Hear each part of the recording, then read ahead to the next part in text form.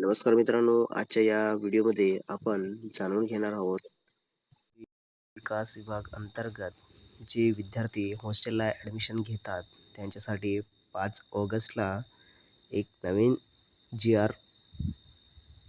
लागू करण्यात आलेला आहे. तर तो जी.आर. नेमका काय आहे ते आपण आजच्या या व्हिडिओमध्ये जाणून घेणार आहोत.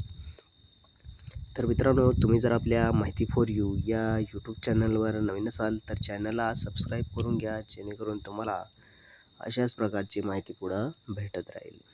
तर मित्रांनो, तुम्हाला तुमच्या मोबाईलमधील क्रोम ब्राउझर ओपन करायचे आहेत आणि सर्च बारमध्ये तुम्हाला आदिवासी विकास विभाग या प्रकारे टाईप करायचं आहे किंवा ट्रायबल डेव्हलपमेंट डिपार्टमेंट किंवा स्वयं या प्रकारे टाईप करून तुम्ही डायरेक्ट या वेबसाईटवर येऊ शकतात. ही वेबसाईट ओपन झाल्यावर तुम्हाला खाली यायचं आहे.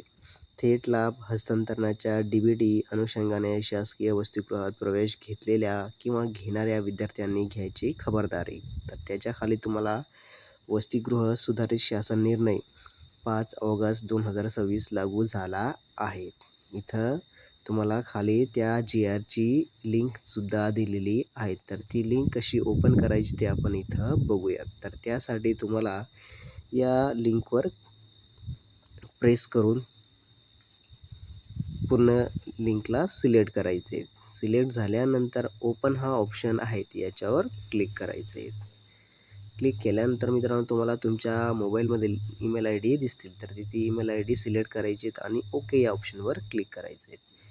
क्लिक केल्यानंतर मित्रांनो इथं तुम्हाला जी.आर. ओपन झालेला दिसणार आहे. तर हा जी.आर. आहे काय आहे ते आपण इथं बघूया. तर इथं जी.आरच्या वरच्या साईडला शासकीय आदिवासी वसतिगृहातील विद्यार्थ्यांना देण्यात येणाऱ्या सोयी सुविधांमध्ये सुसूत्रता आणण्याबाबत एकत्रित सुधारित नियमावली इथं देण्यात आलेली आहे. तर इथं महाराष्ट्र शासन आदिवासी विकास विभाग शासन निर्णय क्रमांक सुद्धा दिलेला आहे. त्याच्यानंतर दिनांक कधी 5 ऑगस्ट 2026 रोजी हा निर्णय घेण्यात आलेला आहे. तर इथं तुम्ही प्रस्तावना बघू शकता.